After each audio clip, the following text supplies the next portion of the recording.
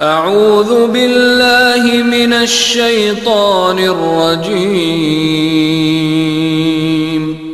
بسم اللہ الرحمن الرحیم۔ اللہ تعالیٰ کی توفیق سے سورۃ الطلاق کا مطالعہ شروع کر رہے ہیں۔ مدنی صورتیں جاری ہیں۔ طلاق کے لفظ سے لگ رہا ہے کہ اس میں طلاق کے حوالے سے گفتگو آئے گی۔ طلاق کے متعلق کچھ احکامات بلکہ کئی احکامات کا ذکر سورۃ البقرہ میں ہے۔ ایک مسئلہ ضمناً سورہ احزاب میں بھی آیا تھا۔ یہاں پہ کچھ اور مسائل کا تذکرہ آئے گا، مثلاً خاص عدت کا معاملہ، ایسی خواتین کے لیے جن کو حیض نہیں آتا تو اس کے تعلق سے ایک معاملہ بیان ہوگا کہ ان کی عدت کا معاملہ کیا ہوگا۔ ایک خاتون حاملہ ہو، اگر پریگننٹ ہے، اسے طلاق ہو گئی تو اس کی عدت کتنی ہوگی۔ پھر عدت کے دوران شوہر کے ذمے ہیں بیوی کے اخراجات۔ اسی طریقے پر اگر ایک بچہ حمل میں ہے تو مزید اخراجات۔ پھر بچہ پیدا ہو جائے گا، اس کو دودھ بھی پلایا جائے گا تو اس کے اخراجات۔ پھر عدت کے دوران میں رہائش کا معاملہ، بیوی کہاں رہے گی، 1 کی حد تک، 2 کی حد تک۔ یہ کچھ احکامات جو اس صورت میں ہمارے سامنے آئیں گے۔ ساتھ ساتھ تقویٰ کی بڑی پیاری برکتیں ہیں جو اس صورت میں ہمارے سامنے آئیں گی۔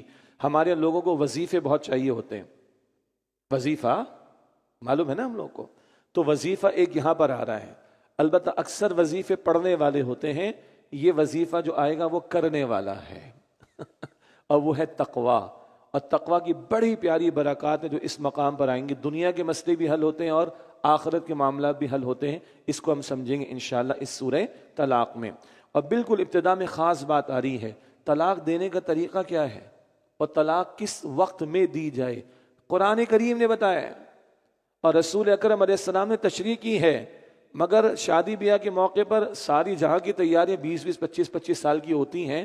یہ بنیادی ہدایات لوگ نہیں سیکھتے، نہ سکھانے کی کوششیں کی جاتی ہیں۔ قرآن کریم اگر پڑھیں گے تو ابھی آ رہا ہے کہ طلاق دینے کا طریقہ، کس کیفیت میں، کس حالت میں طلاق دی جائے، قرآن بتا رہا ہے۔ لیکن اللہ معاف کرے، جو ہمارے حالت ہے، طلاقوں کی تعداد بڑھ رہی ہے، خلا کی تعداد بڑھ رہی ہے، ساری فائرنگ کر کے سارا برباد کرتے ہیں گھروں کو۔ استغفر اللہ۔ سنیے قرآن پاک کیا فرما رہا ہے۔ بسم اللہ الرحمن الرحیم۔ یا ایھا النبی، خطاب حضور سے، پھر تعلیم مسلمانوں کے لیے۔ انداز بڑا دلچسپ ہے یہاں پر۔ یا ایھا النبی، اے نبی علیہ السلام، آپ مسلمانوں سے فرما دیں، اذا طلقتم، یہ جمع کا صیغہ ہے، پلورل ہے، اذا طلقتم النساء، جب تم اپنی عورتوں کو طلاق دینے لگو، فطلقوہن لعدتہن، تو ان کی عدت کے وقت کو ملحوظ رکھتے ہوئے انہیں طلاق دو۔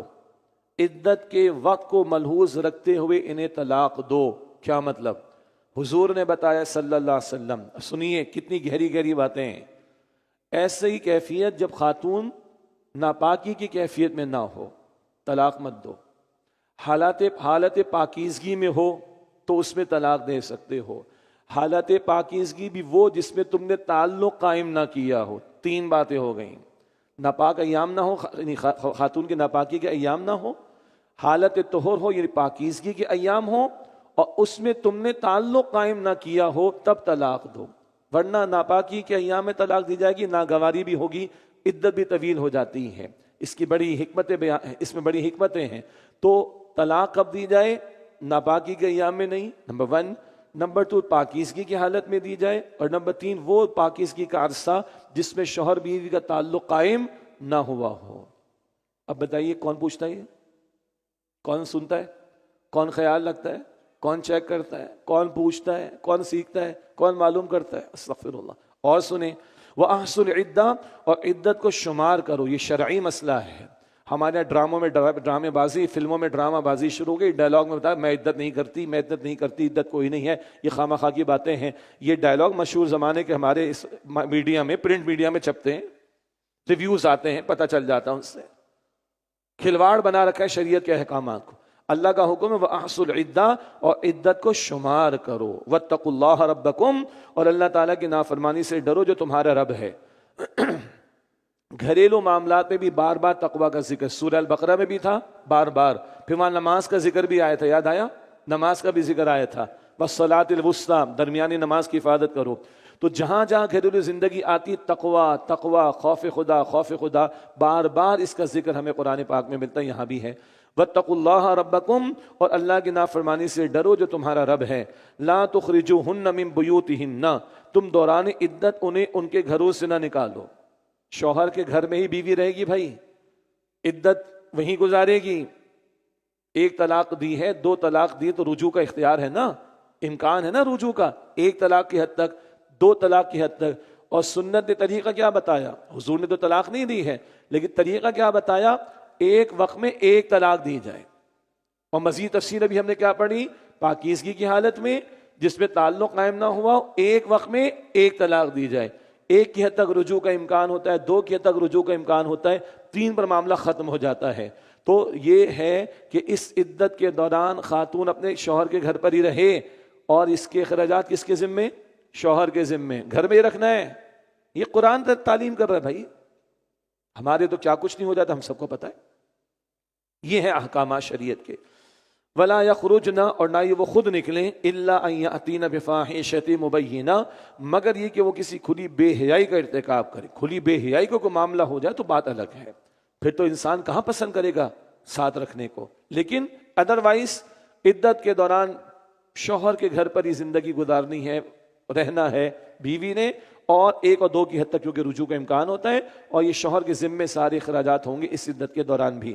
فرمایا وَتِلْكَ حُدُودُ اللَّهِ، اور یہ اللہ تعالیٰ کی طے کردہ حدود ہیں. پھر دیکھیے رمضان کے احکام، وراثت کے احکام، اور اب یہ گھریلو زندگی کے احکام. اللہ کیا فرما رہے ہیں؟ یہ اللہ تعالیٰ کی حدود ہیں. Be serious.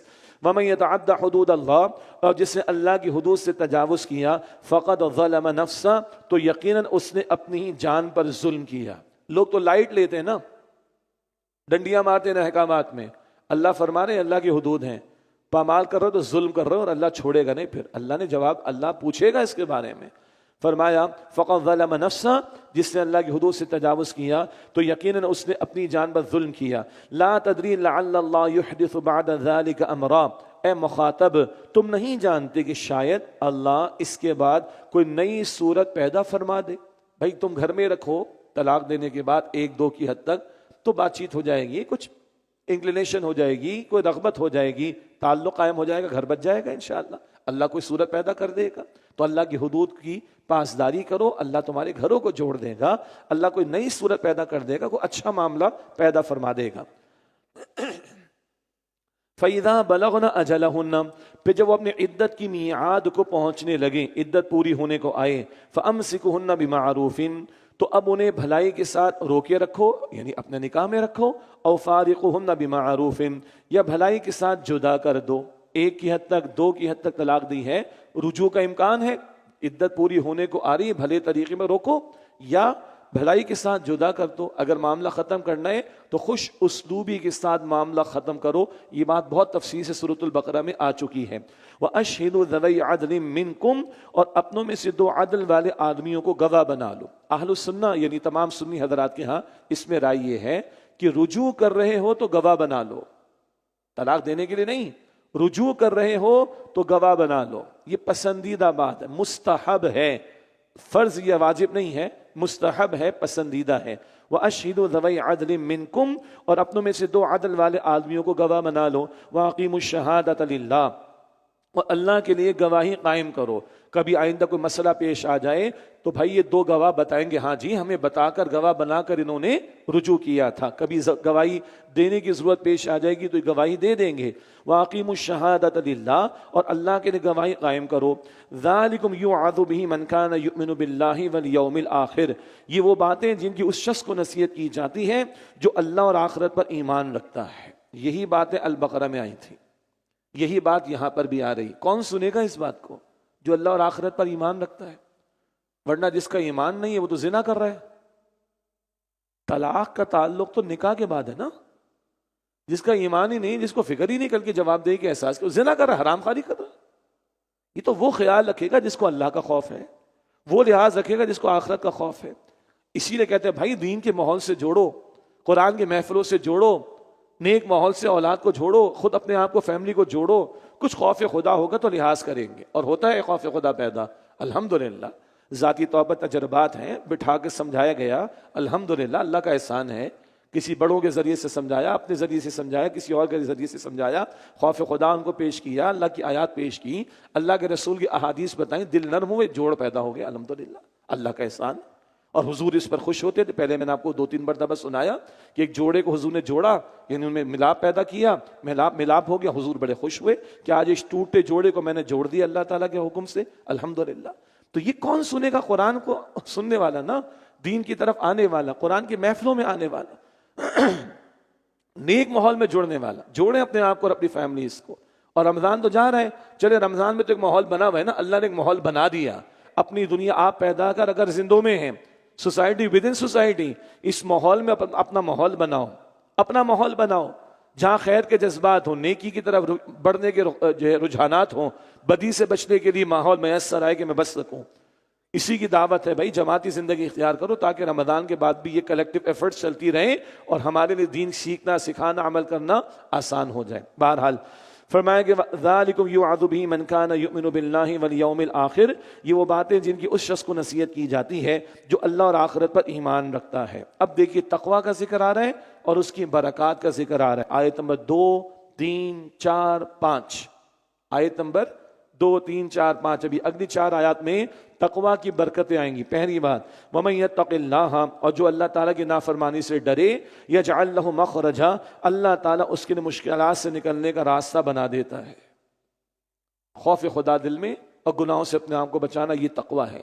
یہی مشق روزہ کروا رہا ہے۔ اللہ یہاں فرما رہا ہے یجعل لہ مخرجا، جو اللہ کا تقوی اختیار کرے اللہ مشکلات سے نکلنے کا راستہ بنا دیتا ہے۔ اور سنیں وَيَرْزُقُ مِنْ حَيْثُ لَا يَحْتَسِبُ، اور اللہ اس بندے کو ایسی جگہ سے رزق عطا فرماتا ہے جہاں سے اس کا گمان بھی نہیں ہوتا۔ یہی آج بڑی ٹینشن ہے نا، کھائیں گے کہاں سے، پیئیں گے کہاں سے۔ حالانکہ یہ ٹینشن میری آپ کی ہے ہی نہیں، اس کی ایفرٹس کرنا میری اور آپ کی ذمہ داری ہے۔ دینے کی ذمہ داری اللہ نے اپنے ذمہ رکھی ہے، آپ پر مجھ پہ نہیں ڈالی۔ ہم رازق نہیں ہیں، رازق اللہ ہے۔ پرندے بھی گھر سے نکلتے ہیں نا، خالی پیٹ نکلتے تو ہے نا، پیٹ بھر کے واپس آتے، کون کھلا رہا ہے ان کو؟ اللہ۔ تم نکلو گھر سے، محنت کرو، دے گا اللہ۔ تقویٰ پر آؤ تو کہاں سے دے گا؟ وہاں سے جہاں تمہارا گمان بھی نہیں ہوگا۔ اللہ مجھے اور آپ کو یقین عطا فرماتے۔ کہاں سے دے گا وہ اللہ بہتر جانتا ہے، مگر وہاں سے دے گا جہاں سے تمہارا گمان بھی نہیں ہوگا۔ وَيَرْزُقُ مِنْ حَيْثُ لَا يَحْتَسِبُ، اور اسے ایسی جگہ سے رزق عطا فرماتا ہے جہاں اسے گمان بھی نہیں ہوتا۔ وَمَن يَتَوَكَّلْ عَلَى اللَّهِ، اور جو اللہ پر توکل کرے فَهُوَ حَسْبُهُ، تو اللہ اس کے لیے کافی ہو جاتا ہے۔ یہ آیت تلاوت کی حضور نے صلی اللہ علیہ وسلم حدیث میں ہے، اور آپ نے فرمایا جو اس آیت کو تھام لے اللہ اس کے لیے کافی ہو جاتا ہے۔ جو اللہ پر توکل کرے اللہ اس کے لیے کافی ہو جاتا ہے۔ موسیٰ علیہ السلام کا ذکر آ گیا، ابراہیم علیہ السلام کا ذکر آ گیا، حضور علیہ السلام کا ذکر آ گیا۔ اللہ یقین عطا فرمایا ہمیں۔ نفع نقصان کا مالک میرا اور آپ کا رب ہے، یہ بندوں کا اختیار نہیں، یہ رب کا اختیار ہے۔ وَمَن يَتَوَكَّلْ عَلَى اللَّهِ، اور جو اللہ پر توکل کرے اللہ تعالیٰ اس کے لیے کافی ہے۔ إِنَّ اللَّهَ بَالِغُ أَمْرِهِ، بے شک اللہ اپنا کام پورا کر کے رہتا ہے۔ اللہ کا کل اختیار ہے، وہ اپنا کام پورا کر کے رہتا ہے۔ قَدْ جَعَلَ اللَّهُ لِكُلِّ شَيْءٍ قَدْرًا، یقیناً اللہ نے مقرر فرما رکھا ہے ہر چیز کے لیے ایک اندازہ۔ ہر شے کو اللہ نے ایک تخلیق کا خاص پیٹرن دیا ہے، صناعی ہے اللہ کی، کریشن ہے اللہ تعالیٰ کی، ہر ایک کے خاص انداز مقرر کیا ہے۔ مچھلی کو تیرنے کا فن، پرانی مثال بار بار آئی ہے، اللہ نے سکھایا۔ بکری کے بچے کو اس کی ماں کے تھن سے دودھ لینے کا فن اللہ نے سکھایا، اینڈ سو آن۔ تو ہر ایک کا اندازہ، زندگی گزارنا کیسے اللہ تعالیٰ نے اندازہ مقرر کر دیا ہر مخلوق کے لیے۔ اب کچھ خاص مسائل کا بیان۔ وَاللَّائِ يَئِسْنَ مِنَ الْمَحِيضِ مِن نِّسَائِكُمْ، اور تمہاری عورتوں میں سے وہ جو حیض سے نا امید ہو چکی ہوں، إِنِ ارْتَبْتُمْ فَعِدَّتُهُنَّ 3 أشہر، اگر تمہیں ان کی عدت کے بارے میں شک ہو تو ان کی عدت 3 مہینے ہے۔ عام خواتین جن کو حیض آتا ہے وہ ان کی عدت تو ہم نے پڑھی سورۃ البقرہ میں آیت نمبر 228، سورۃ البقرہ آیت نمبر 228 میں ہم نے پڑھا 3 حیض ان کی عدت ہے۔ لیکن وہ عورتیں جو بڑھاپے کو پہنچ چکی ہیں، اب حیض کا معاملہ نہیں ہے، تو ان کی عدت کیا ہے؟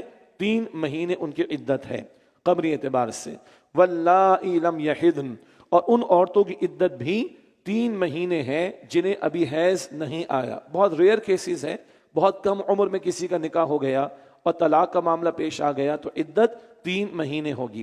وَأُولَاتُ الْأَحْمَالِ أَجَلُهُنَّ، وَأُولَاتُ الْأَحْمَالِ أَجَلُهُنَّ أَن يَضَعْنَ حَمْلَهُنَّ، اور حاملہ عورتوں کی عدت ان کے وضع حمل تک ہے، یعنی حالت حمل میں خاتون ہے، پریگننٹ ہے، شوہر نے طلاق دے دی، تو جب بچہ یا بچی پیدا ہو گیا اس کی عدت ختم ہو جائے گی، چاہے وہ 10 دن میں پیدا ہو یا 6 مہینے بعد جا کر پیدا ہو، ایک شکل۔ اور دوسرے ایک ریئر کیس ہے تو حاملہ مگر فار اینی ریزن حمل ضائع ہو گیا، حمل ضائع ہو گیا تو عدت ختم ہو جائے گی اس کی۔ یہ مسئلے اس صورت میں بیان ہوئے، یہ البقرہ میں نہیں تھے۔ جن خواتین کو حیض نہیں آتا تو بتا دیا گیا کہ 3 مہینے کی عدت کا معاملہ ہوگا، اور اسی طرح جو حاملہ خاتون ہے تو بچے کے جنم پانے پر عدت ختم ہو جائے گی، یا فار اینی ریزن کسی وجہ سے حمل ضائع ہو گیا تو عدت ختم ہو جائے گی۔ اب پھر تقوی کا بیان، وَمَن يَتَّقِ اللَّهَ، اور جو اللہ تعالیٰ کی نافرمانی سے ڈرتا رہے، يَجْعَلْ لَهُ مِنْ أَمْرِهِ يُسْرًا، اللہ اس کے لیے اس کے کام میں آسانی فرما دیتا ہے۔ پہلے کیا آیا تھا؟ مشکلات سے نکالتا ہے۔ پھر کیا آیا تھا؟ وہاں سے اللہ رزق دیتا ہے جہاں سے گمان نہیں ہوتا۔ اب کیا آیا؟ اللہ کام میں آسانی پیدا فرما دیتا ہے۔ کون سا وظیفہ ہے یہ؟ تقوی۔ پڑھنے والا، قرآن تو پڑھنے والا کلام ہے، لیکن یہ وظیفہ کرنے والا ہے گناہوں سے بچنا ہے۔ مشکل ہے۔ کالا بکرا دے دو، کالی مرغی دے دو، 2 جوڑے دے دو، 15,000 روپے دے دو، 20,000 روپے دے دو، 25,000 روپے دے دو، مٹھائی کا ٹوکرا دے دو، جوڑے دے دو، سب تیار ہیں اس پر۔ گناہ کو چھوڑ دو، یہ نہیں چھوڑتا۔ نافرمانی کو چھوڑ دو، دل نہیں کرتا۔ تو پھر کیسے مسئلے حل ہوں گے ہمارے؟ کالے بکرے سے مسئلے حل ہوں گے ہمارے؟ ہاں، یہ مرغیوں سے مسئلے حل ہوں گے ہمارے؟ کیا دھندے لگا رکھے۔ ہاں، رائے خدا میں کوئی جانور ذبح کرے پسندیدہ بات ہے، اس کی نفی نہیں ہے معاذ اللہ، مگر کالا بکرا چاہیے، کالی مرغی چاہیے، کیوں آخر؟ یہ کیا دھندے معاشرے کے لوگوں نے لگا رکھے؟ پیسے بٹورنے کی باتیں۔ اور یہ تقویٰ کا جو وظیفہ ہے اللہ بتا رہے ہیں، اور اللہ تعالیٰ اس کی برکات بھی بتا رہے ہیں۔ بہرحال آگے فرمایا ذالک امر اللہ انزلہ الیکم، یہ اللہ کا حکم ہے جو اس نے تمہاری طرف نازل فرمایا ہے۔ یہ اللہ کے احکام، یہ طلاق سے متعلق احکام، عدت سے متعلق احکام، آگے رضاعت کا معاملہ آئے گا، آگے وہ جو ہے بیوی پہ خرچ کرنے کا معاملہ آئے گا، عدت کے دوران کے خرچوں کا اور ذکر آئے گا۔ یہ اللہ کے احکام ہیں، بی سیریس۔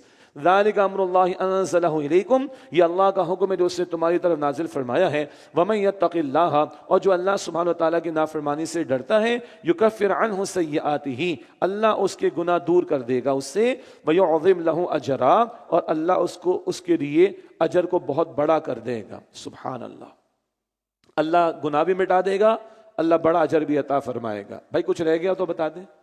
آیت نمبر 2 سے 5 میں کیا آیا؟ تقوی اختیار کرو، مشکلات سے اللہ نکالے گا، وہاں سے رزق دے گا جہاں تمہارا گمان نہیں ہوگا۔ پھر اللہ فرما رہا ہے کہ اللہ کام میں آسانی کر دے گا، پھر اللہ فرما رہا ہے گناہوں کو اللہ مٹا دے گا، پھر اللہ فرما رہا ہے اجر عظیم عطا فرمائے گا۔ سارے مسئلے اس میں آئے کہ نہیں آئے؟ اللہ ہمیں یقین عطا فرمائے۔ اور اجتماعی طور پر بھی ہے تقوی۔ سورہ اعراف آیت 96، سورہ اعراف کی آیت نمبر 96 میں آیا وَلَوْ أَنَّ أَهْلُ الْقُرَىٰ آمَنُوا وَاتَّقَوْا لَفَتَحْنَا عَلَيْهِمْ بَرَكَاتٍ مِّنَ السَّمَاءِ وَالْأَرْضِ، اگر بستیوں والے ایمان لائیں اور تقوی اختیار کریں، گناہوں کو چھوڑیں، اگر بستیوں والے ایمان لائیں اور تقوی اختیار کریں، اللہ فرما رہے ہم آسمان سے بھی برکت عطا فرمائیں گے، زمین سے بھی برکت عطا فرمائیں گے۔ تو اس تقوی سے انفرادی مسئلے بھی حل ہوتے ہیں اور اجتماعی مسئلے بھی حل ہوتے ہیں، مگر بغاوت چھوڑنی پڑے گی، سرکشی چھوڑنی پڑے گی، نافرمانی چھوڑنی پڑے گی۔ یہ پڑھنے والا وظیفہ نہیں بلکہ کرنے والا ہے۔ اب کچھ اور مسائل کا بیان۔ اسکنوہن من حیث سکنتم من وجدکم، اسکنوہن من حیث سکنتم من وجدکم، دوران عدت ان مطلقہ، ڈائیورسڈ یعنی مطلقہ طلاق یافتہ، دوران عدت ان مطلقہ عورتوں کو اپنی حیثیت کے مطابق اس جگہ رہائش مہیا کرو جہاں تم رہتے ہو، وہیں رکھنا ہوگا، اور خرچے بھی تم نے برداشت کرنے ہوں گے، 1 کی حد تک 2 کی حد تک رجوع کا امکان بھی تو ہوتا ہے، توجہ رہے۔ وَلَا تُضَارُوهُنَّ لِتُضَيِّقُوا عَلَيْهِنَّ، اور انہیں تنگ کرنے کے لیے انہیں تکلیف مت پہنچاؤ۔ یہ عدت کے دوران روکنا اس لیے نہ ہو کہ تم ستاؤ گے، پریشان کرو گے، تکلیف دو گے، نہ، اللہ کا حکم پورا کرو، خرچہ بھی تم نے دینا ہے اور رجوع کر لو 1 اور 2 کی حد تک تو ٹھیک ہے، تمہارا گھر برقرار رہے گا۔ وَإِن كُنَّ أُولَادِ حَمْلٍ فَأَنفِقُوا عَلَيْهِنَّ، اور اگر وہ حاملہ ہوں، پریگننٹ ہوں، تو خرچہ دیتے رہو، حَتَّى يَضَعْنَ حَمْلَهُمْ، یہاں تک کہ وہ اپنا بچہ جن کر وضع حمل کر لیں، یعنی بچہ جنم پا جائے۔ فَإِنْ أَرْضَعْنَ لَكُمْ، پھر اگر وہ تمہاری خاطر بچے کو دودھ پلائیں فآتوہن اجورہن، تو انہیں ان کی اجرت ادا کرو۔ اجرت کا معنی کیا ہے بھائی؟ ایک ماں اپنے بچے کو دودھ کب پلائے گی؟ جب اس ماں کی وجود میں غذا جائے گی نا، غذا کا اہتمام ہوگا تو اس کے بچے کے لیے دودھ وہ یعنی پیش کر سکے گی۔ تو اب دودھ پلانے کی مدت 2 برس، اس دوران بھی تم نے خرچہ دینا ہے۔ اللہ اکبر۔ اور اگر بالکل فارغ بھی کر چکے ہو بالکل ہی، تب بھی بچہ تو تمہارا ہے، اس کی ماں دودھ پلائے گی، اور فار اینی ریزن کسی اور سے پلوانا چاہو تو بات آگے چل کر آئے گی۔ تو رہائش کا معاملہ، حالت حمل کے درمیان خرچ کا معاملہ، رہائش کے خرچ کا معاملہ، بچے کو دودھ پلانے کی مدت کے دوران کے خرچ کے معاملے میں یہ ساری باتیں بتائی جانے، ذمہ داری کس پر ہے؟ شوہر پر ہے۔ کون پوچھتا ہے بھائی؟ یہ قرآن ہے، اور جو ہمارے معاشرے میں ہو رہا ہے وہ ہم ہیں، بہت دوری۔ اللہ معاف کرے ہمیں اور اصلاح کی توفیق عطا فرمائے۔ وَأَتَمِرُوا بَيْنَكُمْ بِمَعْرُوفٍ، اور اجرت کے مقرر کرنے یعنی خراجات کے مقرر کرنے کے تعلق سے عمدہ طریقے سے باہم مشورہ کر لیا کرو۔ وَإِن تَعَاسَرْتُمْ، اور اگر تم باہم دشواری محسوس کرو، طے نہیں کر پا رہے، یہ خاتون نہیں پلا پا رہی، یہ تم نہیں پلوانا چاہ رہے، کوئی اور مسئلہ پیش آ رہا ہے، اگر کوئی دشواری محسوس کرو فَسَتُرْضِعُ لَهُ أُخْرَىٰ، تو ماں کی جگہ اس سے کوئی دوسری عورت دودھ پلائے، کوئی دوسری عورت دودھ پلائے۔ سورۃ البقرہ میں جب یہ مسائل ہم پڑھ رہے تو بار بار ایک جملہ میں نے عرض کیا تھا، بچے کی پروٹیکشن ہو رہی، بچے کی پروٹیکشن ہو رہی ہے، اس کی ماں کے اخراجات بھی ملتے رہیں تاکہ ماں بچے کی جو ہے وہ تربیت کر سکے، کفالت کر سکے اور دودھ پلا سکے۔ اور اگر کسی وجہ سے اس کی ماں سے نہیں پلوایا جا رہا دودھ، یا وہ نہیں پلا رہی، تو کسی اور خاتون سے دودھ پلوایا جائے گا۔ وہ رضاعت کے مسئلے اپنی جگہ، وہ رضائی ماں ہو جائے گی اس کی، لیکن کسی اور سے پلوایا جائے گا اور اس کو اخراجات دیے جائیں گے، کیونکہ وہ کھائے گی پیے گی تو بچے کو دودھ پلا سکے گی۔ اس سارے معاملے میں بچے کی کیا ہو رہی ہے؟ حفاظت کا اہتمام، پروٹیکشن ہو رہی ہے۔ لِيُنْفِقْ ذُو سَعَةٍ مِّن سَعَتِهِ، وسعت والے کو چاہیے کہ اپنی وسعت کے مطابق خرچ دے۔ وَمَنْ قُدِرَ عَلَيْهِ رِزْقُهُ فَلْيُنْفِقْ مِمَّا آتَاهُ اللَّهُ، اور جس شخص پر اس کا رزق تنگ کر دیا گیا ہو تو اسے چاہیے کہ جتنا اللہ تعالیٰ نے اسے عطا فرمایا ہے اس میں سے خرچ دے، یعنی ہر ایک اپنی وسعت کے مطابق یہ اخراجات دے، رہائش کے اعتبار سے، حالت حمل کے اعتبار سے، بچے کو دودھ پلانے کی مدت کے دوران خرچ کے اعتبار سے، جس کی جو وسعت ہے اس کے مطابق اس نے خرچ کرنا ہے۔ لا یکلف اللہ نفسا الا ما آتاها، اللہ کسی بھی شخص پر ذمہ داری اتنی ہی ڈالتا ہے، اللہ ہر شخص پر ذمہ داری اتنی ہی ڈالتا ہے جس قدر اس کی وسعت ہے، کیپیسٹی جتنی ہے اتنی ذمہ داری اللہ ڈالتا ہے۔